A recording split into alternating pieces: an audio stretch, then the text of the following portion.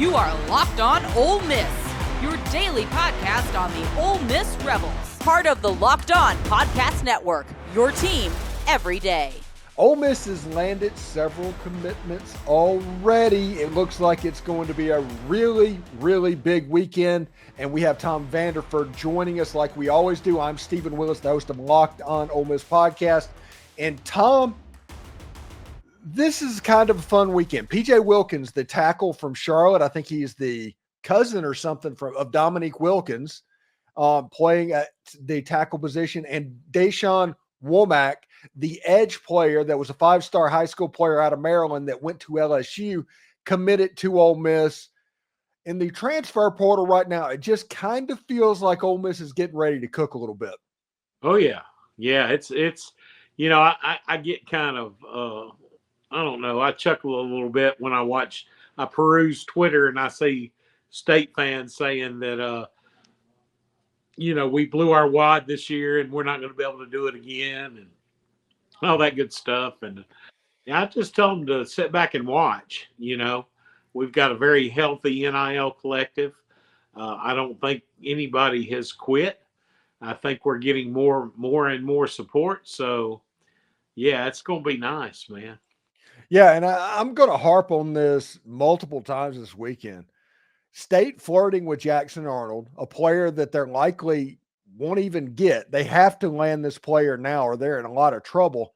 Cost them Michael Van Buren, who is legitimately he's the freshman Matt Corral. He was playing quarterback in that system and had a chance to grow up in that system.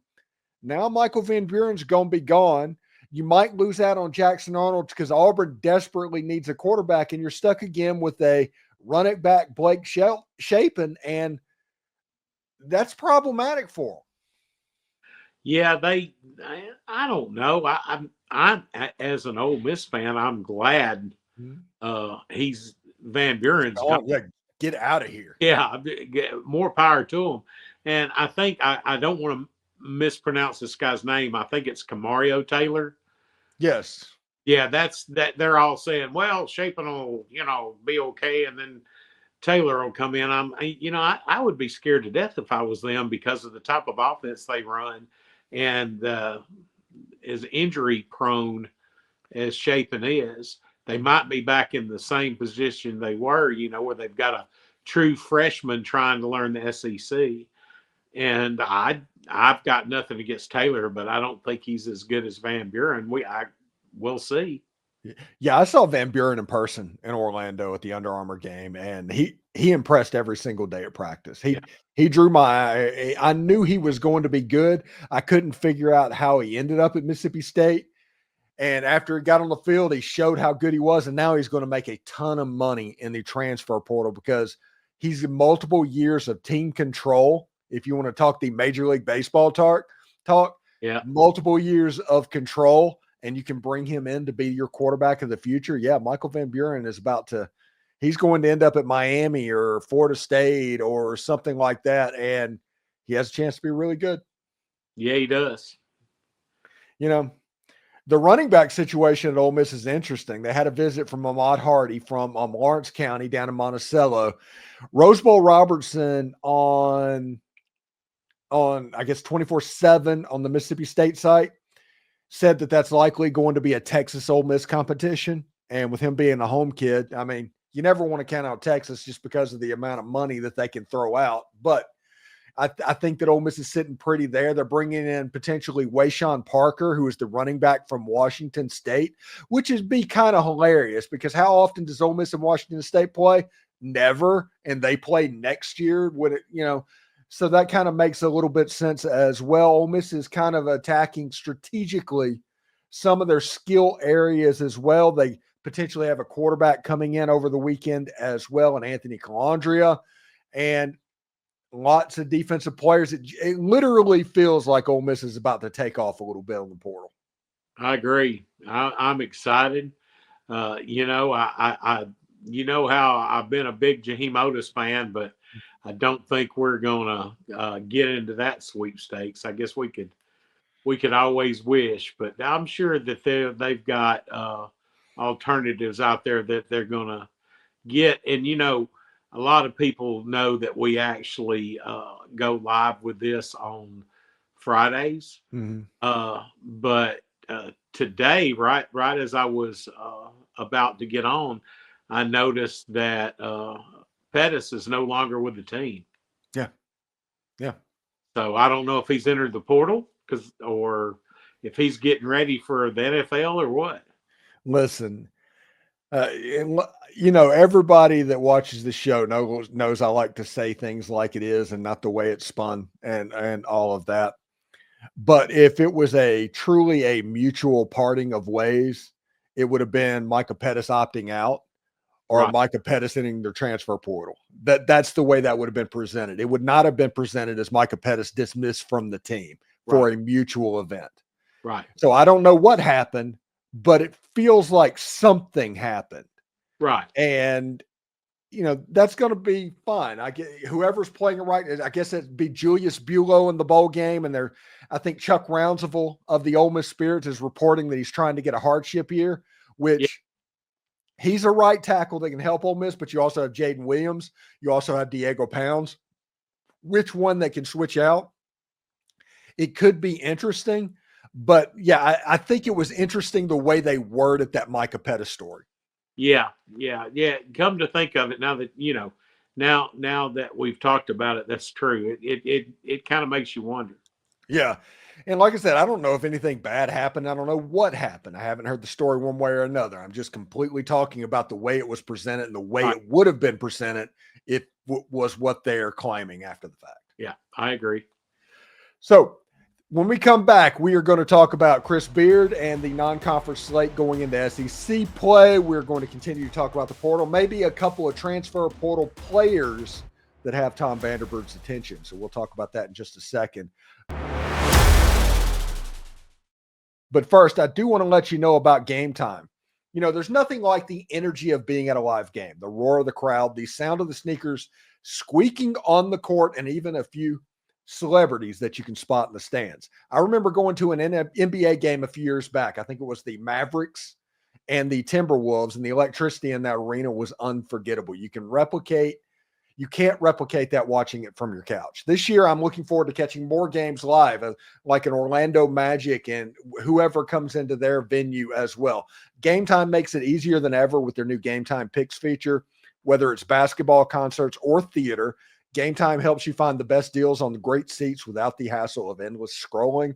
I just hopped on the app to check out tickets for an upcoming game, and Game Time Picks makes it a breeze to find a super deal with amazing seats. Plus, the app showed me a panoramic seat view so I could pick the perfect spot. No guesswork, no surprises. I see exactly what I'll pay up front with no hidden fees at checkout. And what I love most about Game Time, it's their lowest price guarantee. If you find a better deal, Game Time will credit you 110% of the difference.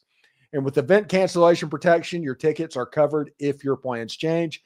It's the most flexible ticketing app I have ever used. Take the guesswork out of buying tickets with Game Time Picks. Download Game Time, create an account, and use code LOCKEDONCollege for $20 off your first purchase. Again, that is code LOCKEDONCollege, LOCKEDONCOLLEGE, all one word, for $20 off your first purchase. Download Game Time today. What time is it? Game time. Also, get ready to tackle the NFL action with FanDuel. It's America's #1 sports book. Because right now, new customers can bet $5 and get $150 in bonus bets if you win. Every college football playoff game is featuring a home team favored by more than a touchdown. And I might be crazy, but Tennessee might be more built to play in cold weather than Ohio State. That might be the upset right there. And with Tennessee fans like sneaking in and getting the pre-sale code for Ohio State tickets, and they bought thousands of them in the shoe. I mean, there's a chance they could checker out the shoe, I think. So we'll see exactly what that looks like. The FanDuel Sportsbook gives you everything you need to place live bets on the NFL all in one place. So when you get a hunch in the middle of the game, you can check out the latest stats, view live play-by-play, and so much more on the same page where you place those bets. Just visit FanDuel.com to join today. You'll get started with $150 in bonus bets if you win that first $5 bet. That's FanDuel.com. Never waste a hunch and make every moment more with FanDuel. It's an official sportsbook partner of the NFL. And Tom, did you see the thing on Twitter where Ross Bjork was begging Ohio State fans not to sell their tickets to Tennessee fans? Did you see that? I genuinely think, and it's mind-numbing because Ross Bjork was an athletic director at Ole Miss. Ross Bjork was an athletic director at Texas A&M. For Ohio State to be utterly unprepared for what Tennessee was going to do in a game of this magnitude is just absolutely baffling. Well, karma's awesome, isn't it? Right? I'd like to feel sorry for Ross Bjork, but I don't. Yeah. He feels like as Ole Miss got separated from their NCAA trials, and Ross Bjork has just as much blame for what happened as Hugh Freeze, and Hugh Freeze has a ton of it. I agree. I agree. It completely wrong, and he handled the extension of Jimbo Fisher completely wrong. Mm-hmm. And he's handled this situation. He's been promoted so many times. I don't know. He fails up better than anybody. I don't even know where you fell up from Ohio State. You get some people get promoted to their highest level of incompetence, and I think he's there, man. Well, if we're going to be real about it, he was there when he was at Ole Miss. Oh, and he still got promoted 2 more levels. Yeah. Just kind of is what it is. Anyway, Chris Beard is on a little bit of a heater right now. We talked about this last week. The biggest game this month left on the schedule for him is on December 28th, I think, against the Memphis Tigers. Memphis lost to the Arkansas State Red Wolves, and a situation that is absolutely weird. And honestly, I talk about this tonight with you, and I'm going to talk about it tomorrow with Michael Katz. Today, or last night, was a pretty bad day for the Ole Miss fans that do not want to play Southern Miss. And let me explain why. Arkansas is breaking their long-standing streak of playing Arkansas State, and they're going to play that game. The only school in the Southeastern Conference that doesn't play in-state schools is Ole Miss and Alabama. Those are the only two. So whenever you look at it, if everybody else says it's okay with LSU playing Tulane, all the Texas schools playing the small schools, Oklahoma playing Tulsa, Arkansas State, Tennessee against MTSU and Vandy and Memphis, although we have to play Vandy because it's a conference game. Kentucky plays these smaller schools as well. I think it's at least relevant that it's a point where Ole Miss needs to have a discussion about playing Southern Mississippi. Oh, I agree. I was one of the biggest proponents of we don't need to play them because we've got everything to lose and nothing to gain. But at this point, we shouldn't have any problem playing them. I would rather play them than Memphis. Yeah, they are in the same category of playing Louisiana Monroe. Exactly. It's not like Georgia State, Georgia Southern. That is their category. Yeah, and we're already playing those teams. So why not schedule Southern Miss? It'd be good for the state of Mississippi.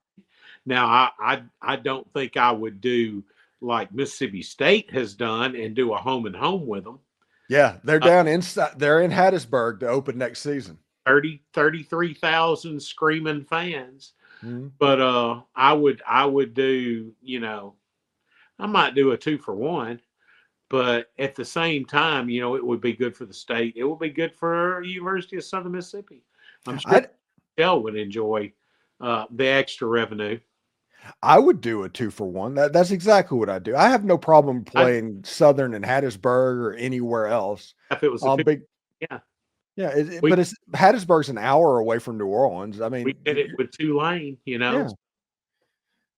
It's fine. It's all good. And I understand that there are certain members of the fan base that has a bad taste in their mouth over the Southern Mississippi football program of the early 80s that are old enough to remember that. Well, we feel snake bit, but that was 40 years ago, folks. It's time to get over it. Yeah. And that's a completely different team. Oh, yeah. When Ole Miss and Southern, whenever that was happening, that was what was the name of the coach that went to SMU? When they went on the death penalty? That guy was at Southern Miss whenever Southern Miss was doing this. So they were cheating like mad. Oh, yeah. When was going on. But the athletic budgets of Mississippi State, Southern Miss, and Mississippi State, and all of them were about the same. There was not that much difference. Not even contest now. Yeah, now the Southern Mississippi football budget is probably $15 million. The Ole Miss football budget is about 90.